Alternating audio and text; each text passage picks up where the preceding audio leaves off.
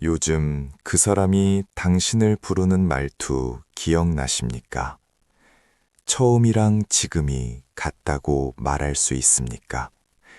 괜히 내가 예민해진 건가 싶어서 아무 말 안 하고 넘긴 날들, 그날부터였는지도 모릅니다. 당신이 조금씩 가벼워지기 시작한 게. 요즘 그 사람 목소리 톤 기억하십니까? 처음 만났을 때랑 지금이랑 똑같다고, 정말 똑같다고 말할 수 있습니까? 아니, 더 솔직하게 물어보겠습니다. 그 사람이 당신한테 쓰는 말, 언제부턴가 반말로 바뀌지 않았습니까? 사람은 변하지 않았습니다. 당신을 대하는 태도만 조용히 바뀌었을 뿐입니다. 어느 날 68세 김 여사는 문득 깨달았습니다. 딸이 자기한테 쓰는 말투가 언제부턴가 너무 짧아졌다는 걸. 엄마 바빠, 엄마 나중에, 엄마 그냥 알아서 해. 전화는 항상 2분을 넘기지 않았고 카톡은 읽고도 한참 뒤에 답이 왔습니다. 심지어 일십도 많아졌습니다. 김 여사가 오늘 뭐 먹었어? 라고 물으면 딸은 답하지 않습니다. 하지만 남편이 오늘 뭐 먹고 싶어? 라고 물으면 3초 만에 답장이 옵니다. 여보, 파스타 먹고 싶어. 이모티콘까지 붙여서. 그런데 이상한 건 딸이 남편한테 쓰는 말투는 달랐다는 겁니다. 여보, 오늘 뭐 먹고 싶어? 여보, 힘들지? 내가 할게. 여보, 사랑해. 똑같은 사람인데 나한테만 말이 짧아졌습니다. 사랑한다는 말은커녕 엄마 끊어가 전부입니다. 김 여사는 밤에 혼자 생각했습니다. 내가 뭘 잘못했나? 내가 너무 자주 전화했나? 내가 너무 오지랖이었나? 하지만 진짜 문제는 그게 아니었습니다. 딸은 변한 게 아니었어요. 그냥 엄마를 대하는 기준이 조용히 내려간 겁니다.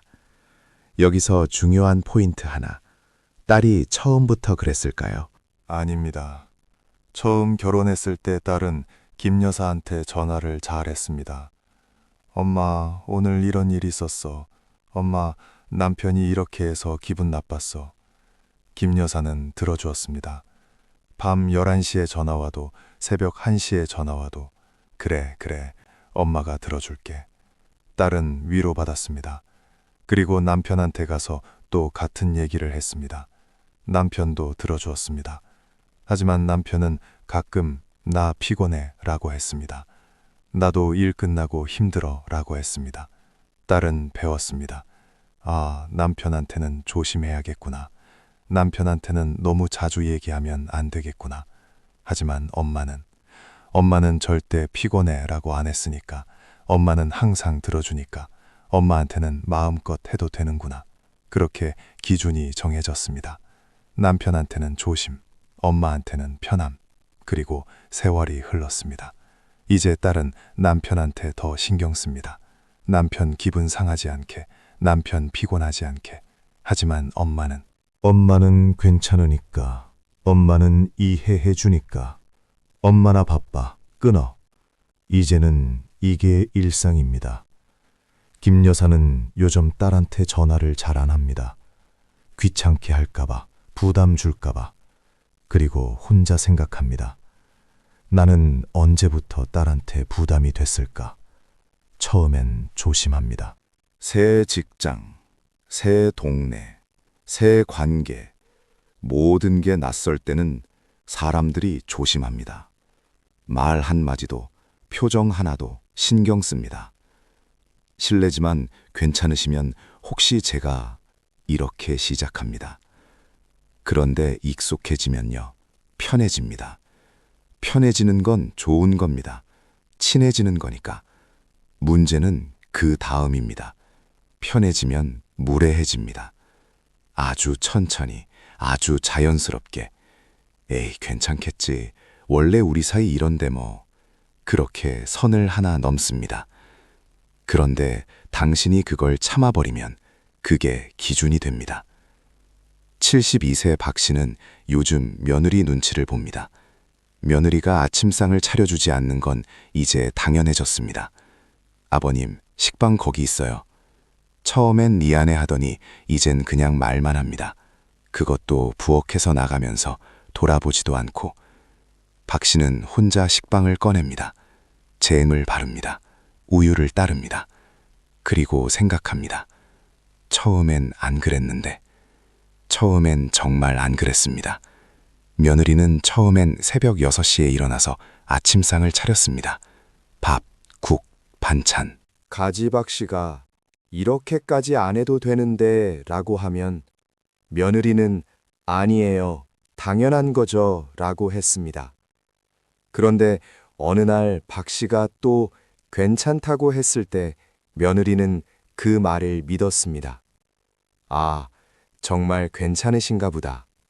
그날부터 반찬이 3가지가 됐습니다. 박 씨는 아무 말 안 했습니다. 며느리는 또 배웠습니다. 아, 이 정도는 괜찮으시구나. 다음 주 반찬이 2가지가 됐습니다. 박 씨는 또 아무 말 안 했습니다. 그 다음 주 국이 없어졌습니다. 박 씨는 국은 안 끓였어? 라고 물었습니다. 며느리는 아침부터 국 드세요? 나이 드시면 속 안 좋은데 라고 했습니다. 박 씨는 할 말이 없었습니다. 그렇게 한 달 뒤 아침상이 사라졌습니다. 아버님, 식빵 거기 있어요. 이게 끝입니다. 당신도 그런 사람 있지 않습니까? 처음엔 당신한테 말을 조심하던 사람, 지금은 아무렇게나 던지는 사람, 처음엔 당신 의견을 물어보던 사람, 지금은 그냥 통보하는 사람, 처음엔 괜찮으세요? 라고 물어보던 사람, 지금은 괜찮을 거라고 가정하는 사람. 아니, 더 나쁜 건 괜찮지 않아도 상관없는 사람. 무슨 일이 있었습니까? 큰 싸움, 배신. 아닙니다. 그냥 당신이 참아왔을 뿐입니다. 1번, 2번, 10번, 100번. 그렇게 당신이 만만해진 겁니다. 65세 정 씨에게는 20년 지기 친구가 있습니다. 그 친구는 요즘 정 씨를 만나면 자기 얘기만 합니다.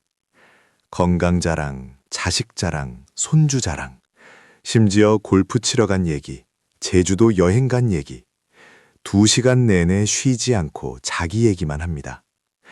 정 씨가 끼어들으려고 하면 그래, 그런데 말이야 하고 다시 자기 얘기로 돌아갑니다. 정 씨는 웃으며 듣습니다. 고개를 끄덕입니다. 그래, 잘 됐네. 아이고, 좋겠다. 어머, 대단하다. 그리고 집에 와서 혼자 생각합니다. 나는 한마디도 못했네. 아니, 정확히는 한마디 했습니다. 나는 요즘 손주가 딱 거기까지. 친구가 그래, 그런데 우리 손주는 말이야 라고 했으니까. 그런데 이상한 건 그 친구도 예전엔 안 그랬다는 겁니다. 예전엔 정 씨 얘기도 들어줬습니다. 너는 어때? 너는 요즘 어떻게 지내? 너희 아들은 잘 지내? 물어봤습니다. 그리고 정말로 들어주었습니다. 정 씨가 1시간 동안 푸념해도 고개를 끄덕이며 들어주었습니다. 그런데 언제부턴가 안 물어봅니다. 왜일까요? 정 씨가 먼저 말을 안 해서.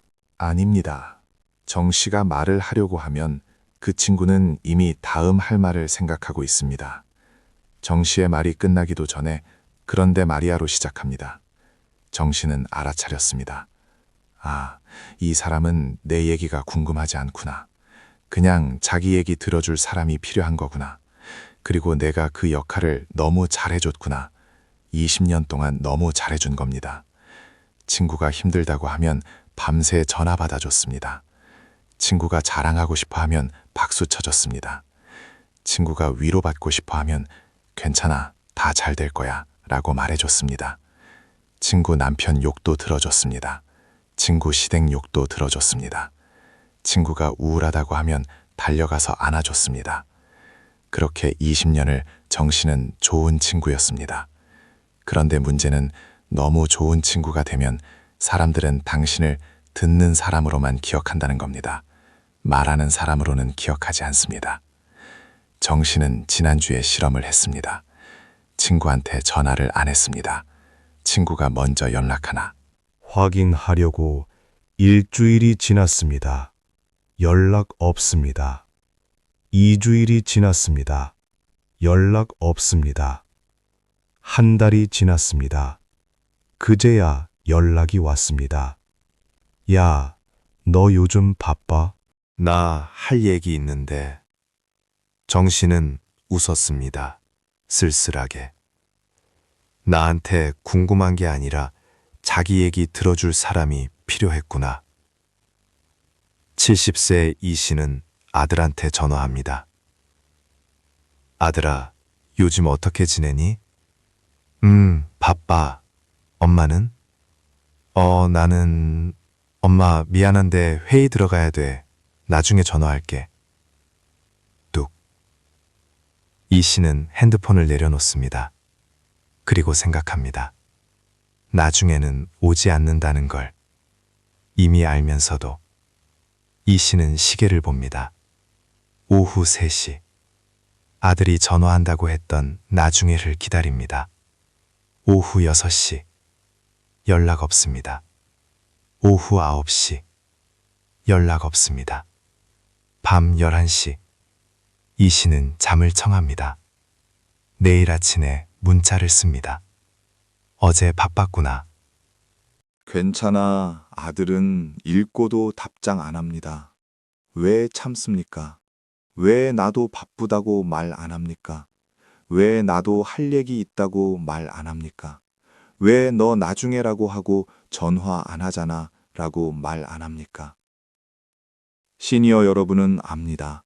말하면 관계가 불편해진다는 걸. 말하면 엄마는 왜 이래 소리 듣는다는 걸. 엄마는 왜 그렇게 예민해 소리 듣는다는 걸. 말하면 까다로운 사람 된다는 걸. 그래서 참습니다. 그런데 참으면 참을수록 상대는 더 편해집니다. 더 무례해집니다.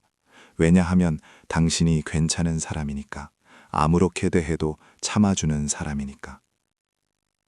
이 씨는 작년 생일날 아들한테 전화를 받았습니다. 엄마, 생일 축하해. 나 지금 바빠서 나중에 전화할게. 30초 통화였습니다. 이 씨는 하루 종일 기다렸습니다. 나중에 전화는 오지 않았습니다. 대신 밤 10시에 카톡이 왔습니다. 엄마 생일 축하해. 케이크 이모티콘 하나. 이 씨는 답장을 썼습니다. 고마워. 그리고 혼자 울었습니다. 당신도 그런 생일 보낸 적 있지 않습니까? 가족들한테 축하받고 싶었던 날. 하지만 문자 한 줄로 끝난 날. 심지어 그 문자도 밤늦게 온 날. 아, 맞다. 오늘 생일이었지. 그런 느낌으로 온 문자. 당신은 그날 괜찮아 라고 답장했습니다. 하지만 괜찮지 않았습니다. 67세 최 씨는 며느리한테 부탁을 못합니다. 병원 갈 때 택시비가 아까워도 며느리한테 차 좀 태워달라고 못합니다. 왜냐하면 지난번에 부탁했을 때 며느리 표정이 기억나니까. 아이고, 또요. 또라는 말, 그 표정. 귀찮다는 표정. 부담스럽다는 표정. 최 씨는 그 뒤로 혼자 택시 탑니다. 혼자 병원 갑니다. 심지어 택시비 아끼려고 버스를 탑니다. 무릎이 아파도 허리가 아파도 버스 정류장까지 걸어갑니다. 그리고 생각합니다. 내가 짐이구나. 당신은 짐이 아닙니다. 하지만 상대가 당신을 짐처럼 대하기 시작했습니다. 처음엔 아니었습니다. 처음엔 며느리도 어머님 제가 모셔다 드릴게요 라고 했습니다. 그것도 며느리가 먼저 어머님 병원 가실 때 꼭 말씀하세요 라고 했습니다. 그런데 최 씨가 아니야 괜찮아 라고 했습니다. 1번, 2번, 10번. 이제 며느리는 물어보지도 않습니다. 당신이 거절할 거라는 걸 아니까. 아니, 정확히는 당신이 알아서 할 거라는 걸 아니까. 최 씨는 요즘 병원 가는 날 며느리한테 말도 안 합니다. 그냥 혼자 갑니다. 돌아와서도 말 안 합니다. 며느리는 묻지도 않습니다. 어머님, 오늘 어디 갔다 오셨어요? 이런 질문도 없습니다. 관심이 없는 겁니다. 아니, 최 씨가 알아서 할 거라고 믿는 겁니다. 그게 더 무서운 겁니다. 상대가 당신을 미워해서 무시하는 게 아니라 당신이 알아서 할 거라고 믿어서 무시하는 거. 당신이 괜찮을 거라고 확신해서 신경 안 쓰는 거. 관계에는 기준이 있습니다. 보이지 않는 선이 있습니다. 여기까지는 괜찮고 여기부터는 안 돼. 그 선을 누가 정합니까? 둘이 같이 정합니다. 말로 정하는 게 아닙니다. 행동으로 정합니다. 당신이 참으면 그게 기준이 됩니다. 당신이 웃어넘기면 그게 허용선이 됩니다.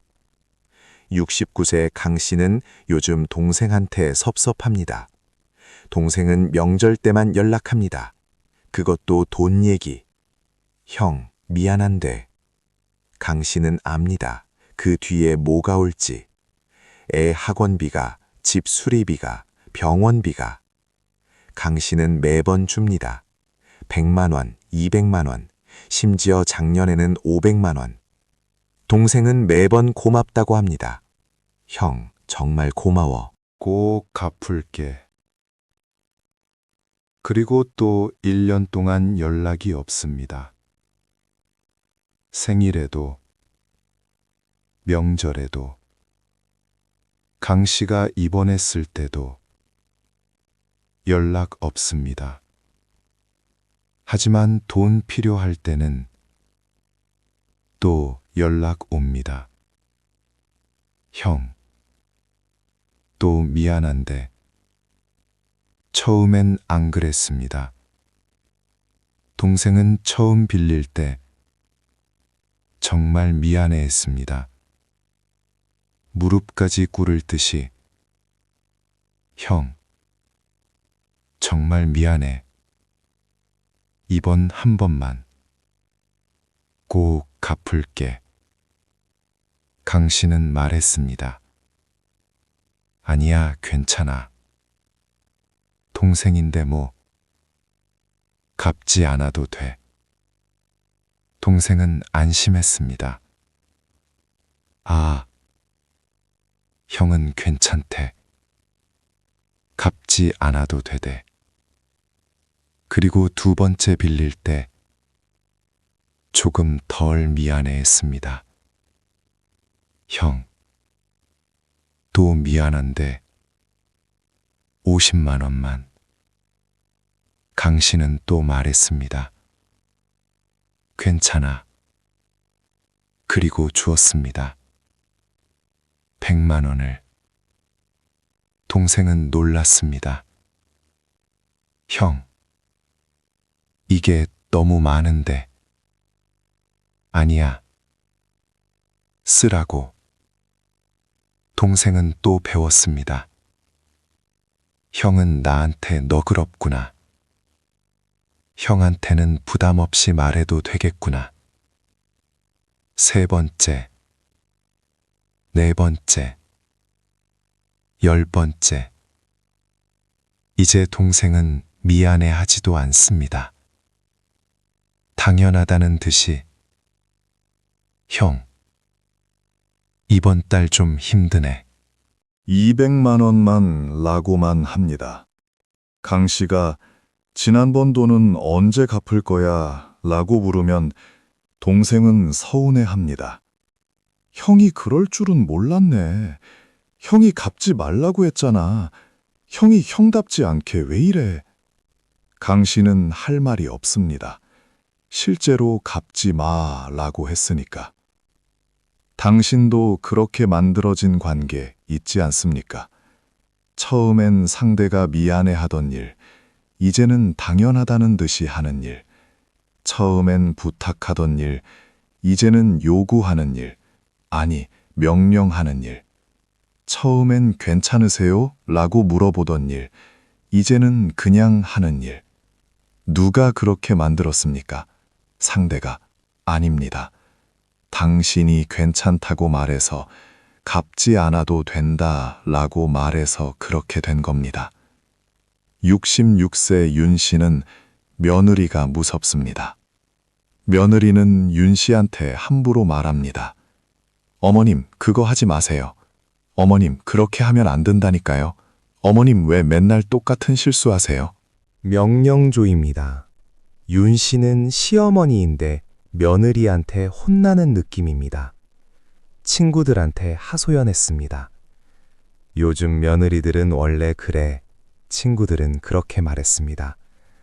하지만 윤 씨는 압니다. 다른 집 며느리는 안 그렇다는 걸. 친구 김씨네 며느리는 아직도 시어머니한테 존댓말 쓰고 조심합니다. 왜 자기 며느리만 그런지. 처음 무례가 있었을 때 그때 말했어야 했습니다. 그렇게 말하면 나도 기분이 안 좋구나. 하지만 윤 씨는 웃어 넘겼습니다. 에이, 며느리가 좀 시원시원한가 보다. 요즘 젊은 사람들은 원래 저렇지 뭐. 그렇게 생각했습니다. 며느리는 배웠습니다. 아, 시어머니는 이 정도는 괜찮으시구나. 그 다음부터 조금 더 함부로 했습니다. 어머님, 그거 제가 할게요. 해서 어머님, 그거 하지 마세요. 로 바뀌었습니다. 윤 씨는 또 참았습니다. 관계 깨지기 싫어서. 며느리는 또 배웠습니다. 더 해도 되는구나. 어머님, 왜 자꾸 그러세요? 말투가 또 바뀌었습니다. 윤 씨는 또 참았습니다. 며느리는 또 단계에 올라갔습니다. 그렇게 기준이 점점 내려갔습니다. 지금은 윤 씨가 뭘 해도 며느리는 잔소리합니다. TV 볼 때도 어머님, 소리 좀 줄이세요. 음식 만들 때도 어머님, 제가 할 테니까 나가 계세요. 손주 안아줄 때도 어머님, 아기 떨어뜨리시겠어요. 내려놔요. 그리고 윤 씨는 자기 집인데 눈치 봅니다. 부엌에 가도 눈치, 거실에 있어도 눈치, 손주 보고 싶어도 눈치. 이게 당신이 원한 관계였습니까? 아니었을 겁니다. 하지만 당신이 만든 관계입니다. 참아서, 웃어 넘겨서 괜찮은 사람이 돼서 만들어진 관계입니다. 윤 씨는 어젯밤 손주 꿈을 꿨습니다. 손주가 할머니라고 부르며 웃는 꿈. 아침에 일어나서 손주 방에 가려다가 며느리 눈치가 보여서 그냥 자기 방으로 돌아왔습니다. 자기 집에서 손주 보는 것도 허락받아야 하는 사람이 됐습니다. 71세 송 씨는 친구 모임에 갑니다. 친구들이 모여서 자식 자랑을 합니다. 우리 아들이 이번에 승진했어. 우리 딸이 집을 샀대.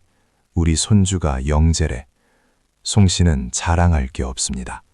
아들은 6개월째 실직 상태고 딸은 작년에 이혼했습니다. 손주는 학교에서 문제를 일으켰습니다. 송 씨는 그냥 듣습니다. 웃으며 고개를 끄덕입니다. 어머, 잘 됐네. 정말 대단하다. 부럽다. 그렇게 2시간을 듣기만 했습니다. 한 친구가 물었습니다. 송 씨, 너는? 요즘 어때? 송 씨는 대답하려다가 다른 친구가 끼어들었습니다. 아, 맞다. 내가 할 일이가 있는데. 그렇게 송 씨의 차례는 넘어갔습니다. 집에 와서 혼자 울었습니다. 다른 모임 날 송 씨는 핑계를 댔습니다. 몸이 안 좋아서. 사람들은 물었을까요? 송 씨 어디 아파? 송 씨 괜찮아? 송 씨 병원은 갔어? 아닙니다. 아, 그래? 그럼 다음에 보자. 그게 끝이었습니다. 한 달이 지났습니다. 아무도 연락하지 않았습니다. 송 씨 요즘 어때? 송 씨 많이 아팠어? 이런 전화 하나도 없었습니다. 송 씨는 깨달았습니다. 아, 나는 이 모임에서 그냥 숫자 하나구나. 있으면 좋고 없으면 그만이구나. 듣는 사람 하나 줄어든 것뿐이구나. 당신도 그런 관계 하나쯤 있지 않습니까? 있어도 그만, 없어도 그만. 전화 안 해도 아무도 안 찾는 그런 관계. 모임에 안 나가도 요즘 왜 안 나와? 라는 연락 없는 그런 관계. 왜 그렇게 됐을까요? 당신이 먼저 관심을 안 가져서. 아닙니다. 당신이 너무 착해서입니다. 너무 괜찮은 사람이어서입니다. 사람들은 생각합니다. 저 사람은 괜찮을 거야. 저 사람은 혼자서도 잘할 거야. 저 사람은 외로워하지 않을 거야. 저 사람은 우리 없어도 친구 많을 거야. 왜요? 당신이 그렇게 보였으니까. 항상 웃고 있었으니까. 항상 괜찮아 라고 했으니까. 항상 다른 사람 얘기 들어줬으니까. 사람들은 당신이 강한 사람인 줄 알았습니다. 외로워하지 않는 사람인 줄 알았습니다. 도움이 필요 없는 사람인 줄 알았습니다. 그래서 신경 안 썼습니다. 63세 한 씨는 요즘 카톡을 자주 확인합니다. 5분마다 한 번씩 누가 연락했나? 아무도 없습니다. 한 씨는 먼저 연락합니다. 오랜만이야. 밥 한번 먹자. 3시간 뒤에 답장이 옵니다. 응, 좋아. 다음에. 그 다음에는 오지 않습니다. 한 씨는 일주일 뒤 또 먼저 연락합니다. 이번 주는 어때? 또 몇 시간 뒤. 아, 이번 주는 안 돼. 미안한 씨는 기다립니다. 상대가 먼저 연락하기를. 나는 다음 주 괜찮아 라고 말하기를. 한 달이 지났습니다. 연락 없습니다. 한 씨는 실험을 합니다. 이번엔 내가 먼저 연락 안 해봐야지. 상대가 언제 연락하나. 2달이 지났습니다. 연락 없습니다. 3달이 지났습니다. 연락 없습니다. 한 씨는 깨달았습니다. 아, 이 사람은 나를 그리워하지 않는구나. 내가 필요하지 않구나. 그냥 내가 먼저 연락하면 그래 라고 받아주는 정도구나. 관계는 평등해야 합니다. 한쪽이 계속 먼저 연락하고 한쪽이 계속 받기만 하면 그건 평등한 관계가 아닙니다. 그건 필요의 관계입니다. 한쪽은 필요하고 한쪽은 필요 없고 한쪽은 외롭고 한쪽은 괜찮고. 당신은 지금 어느 쪽입니까? 필요한 쪽입니까? 아니면 필요 없는 쪽입니까? 한 씨는 요즘 핸드폰을 자주 듭니다. 그리고 연락처를 봅니다. 100명이 넘는 연락처. 하지만 전화할 사람은 아무도 없습니다. 전화해도 반가워할 사람이 없으니까. 왜? 갑자기? 나고 물을 사람들 뿐이니까. 한 씨는 핸드폰을 내려놓습니다. 그리고 생각합니다. 나는 언제부터 이렇게 혼자가 됐을까? 74세 조 씨는 요즘 말수가 줄었습니다. 아들네 집에 살면서 점점 말이 없어졌습니다. 왜일까요? 말을 해도 아무도 안 듣습니다. 아버지, 잠깐만요. 아버지, 나중에 들을게요. 아버지, 지금 바빠요. 그렇게 나중에만 쌓입니다. 조 씨는 이제 말하지 않습니다. 그냥 혼자 생각합니다. 혼자 삽니다. 말을 안 하면 사람들은 편해집니다. 아버지, 요즘 편하시네. 아버지, 요즘 말씀이 없으셔. 편한 게 아닙니다. 말해봤자 안 들어주니까 포기한 겁니다. 조 씨는 작년에 이런 일이 있었습니다. 건강검진 결과가 나왔습니다. 혈압이 높게 나왔습니다. 의사가 말했습니다. 약을 드셔야 할 것 같습니다. 조 씨는 저녁에 아들한테 말했습니다. 아들아, 오늘 병원에서. 아버지, 잠깐만요. 이거 끝나고요. 아들은 TV를 보고 있었습니다. 30분이 지났습니다. 조 씨는 다시 말을 꺼냈습니다. 아들아, 아까 말하려던 건데. 아버지, 미안한데 지금 급한 전화 받아야 돼요. 아들은 방으로 들어갔습니다. 조 씨는 기다렸습니다. 1시간이 지났습니다. 아들이 나왔습니다. 하지만 이제 며느리가 TV를 보고 있었습니다. 조 씨는 말하지 않았습니다. 그냥 혼자 방으로 들어갔습니다. 다음 날 조 씨는 혼자 약국에 갔습니다. 혼자 약을 샀습니다. 집에 와서도 아무한테도 말하지 않았습니다. 중요한 일도 혼자 해결합니다. 말해봤자 그래요. 이게 끝이니까. 진심 어린 관심, 그런 건 없으니까. 조 씨는 이제 포기했습니다. 자식들한테 기대하는 것, 며느리한테 기대하는 것, 그냥 조용히 삽니다. 눈치 보지 않게, 부담 주지 않게, 투명 인간처럼. 당신도 그렇게 살고 있지 않습니까? 말해봤자 안 들어줄 사람들 사이에서 말수가 줄어든 삶. 중요한 일도 혼자 해결하는 삶. 아파도 혼자 참는 삶. 외로워도 혼자 견디는 삶. 그게 눈치 안 보는 삶이라고 스스로를 위로하면서 68세 나씨는 요즘 손주를 못 봅니다. 딸이 바빠서 손주를 맡기지 않습니다. 예전엔 일주일에 3번씩 손주를 봤는데 이젠 한 달에 1번도 못 봅니다. 나씨가 손주 보고 싶다고 하면 딸은 엄마, 요즘 애가 어린이집 가기 시작해서 라고 합니다. 나씨가 주말에는 라고 물으면 주말엔 애 아빠랑 시간 보내야 돼 라고 합니다. 나 씨는 더 이상 묻지 않습니다. 혼자 손주 사진을 봅니다. 카톡 프로필 사진, 6개월 전 사진입니다. 지금은 많이 컸을 텐데 얼마나 컸는지 모릅니다. 당신도 그렇게 멀어진 손주 있지 않습니까? 예전엔 매일 보던 손주, 이제는 명절에만 보는 손주. 손주는 당신을 기억할까요? 할머니 누구야? 이렇게 물을까봐 무섭습니다. 실제로 나씨는 지난 명절에 손주한테 할머니 알아? 라고 물었습니다. 손주는 고개를 가웃거렸습니다. 그리고 엄마 뒤로 숨었습니다. 나씨는 그날 많이 울었습니다. 관계는 만나야 유지됩니다. 전화로는 안 됩니다. 카톡으로는 안 됩니다. 만나야 합니다. 얼굴을 봐야 합니다. 손을 잡아야 합니다. 안아줘야 합니다.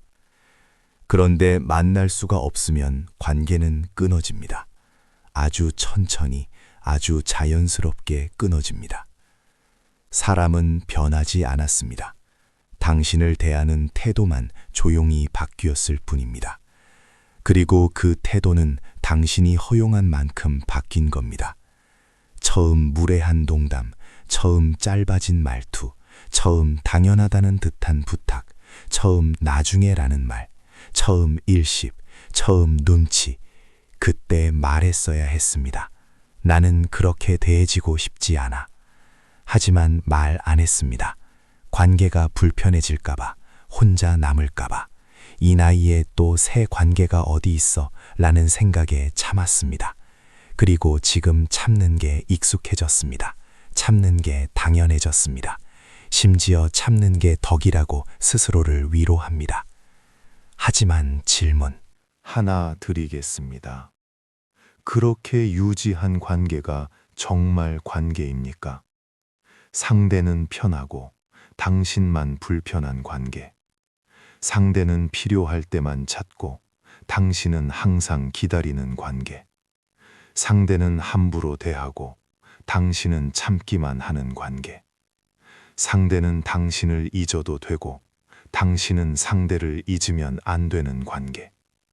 그게 진짜 관계입니까? 아니면 그냥 습관입니까? 오래됐다고, 익숙하다고, 무조건 좋은 관계는 아닙니다. 독일의 철학자가 있었습니다.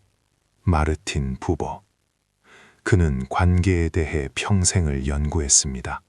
그리고 말했습니다. 관계에는 두 가지가 있다고. 나 너의 관계, 그리고 나 그것의 관계. 나 너의 관계는 서로를 인격체로 대하는 관계입니다. 존중하고 경청하고 배려하는 관계.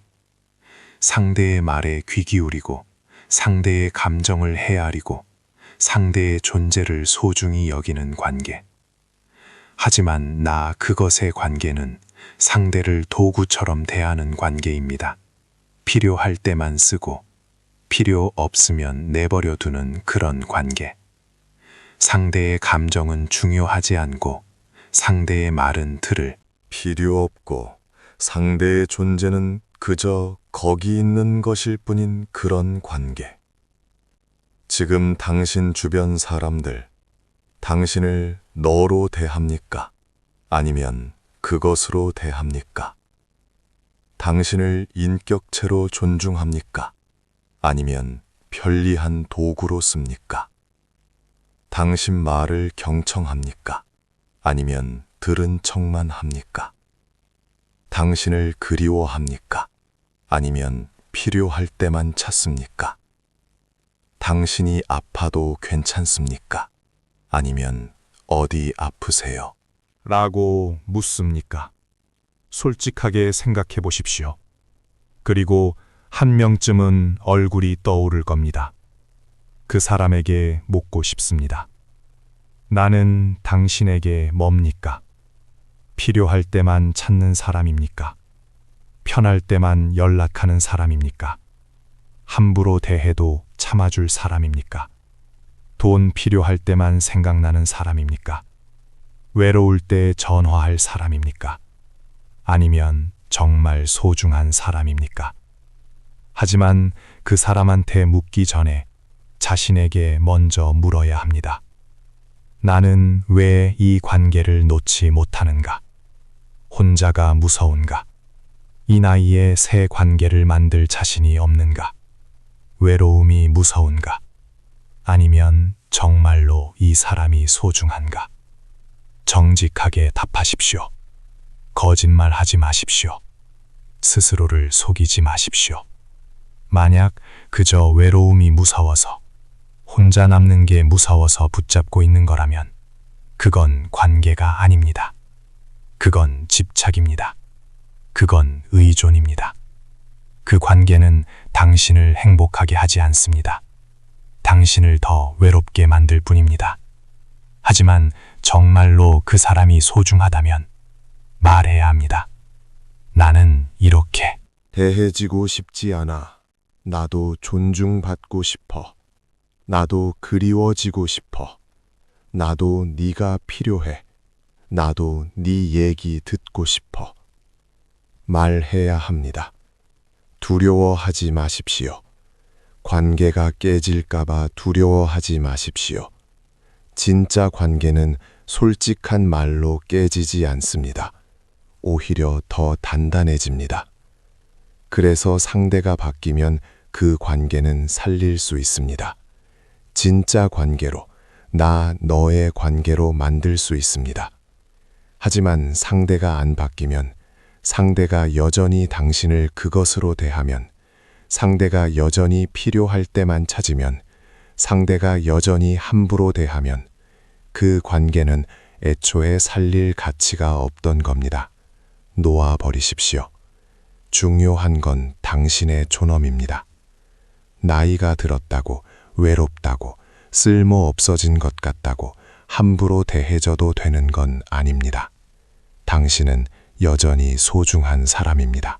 여전히 존중받을 자격이 있는 사람입니다. 여전히 그리워질 만한 사람입니다. 여전히 사랑받을 만한 사람입니다. 그걸 잊지 마십시오. 그리고 당신을 함부로 대하는 사람에게 계속 기회를 주지 마십시오. 한 번은 실수일 수 있습니다. 두 번은 습관이 될 수 있습니다. 하지만 10번, 20번, 100번이면 그건 그 사람의 선택입니다. 당신을 그렇게 대하기로 선택한 겁니다.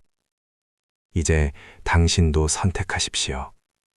그 관계를 유지할 건지, 아니면 놓아버릴 건지, 아니면 마지막으로 한번 정직하게 말해볼 건지. 어떤 선택을 하든 그건 당신의 자유입니다. 당신의 권리입니다. 하지만 한 가지만 기억하십시오. 참는 게 미덕이 아니라는 걸, 관계를 유지하는 게 목적이 아니라는 걸, 당신이 행복한 게 가장 중요하다는 걸, 당신이 존중받는 게 가장 중요하다는 걸, 당신이 사랑받는 게 가장 중요하다는 걸. 혼자 사는 것도 괜찮습니다. 함부로 대하는 사람들과 함께 있는 것보다 혼자가 나을 수 있습니다. 외로움은 무섭습니다. 하지만 존엄을 잃는 것이 더 무섭습니다. 마지막으로 묻겠습니다. 지금 당신 머릿속에 떠오른 사람이 있습니까? 처음이랑 너무 달라진 사람, 당신을 함부로 대하는 사람, 필요할 때만 찾는 사람, 말투가 짧아진 사람, 당신 말을 안 듣는 사람, 당신을 당연하게 여기는 사람, 그 사람 이름 지금 떠올랐나요?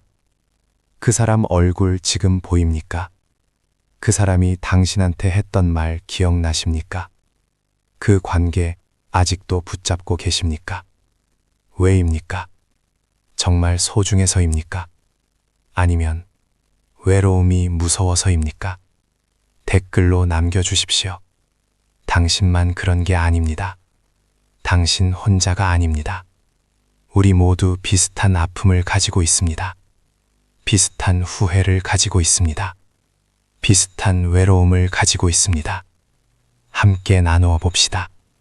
당신의 이야기를, 당신의 아픔을, 당신의 선택을.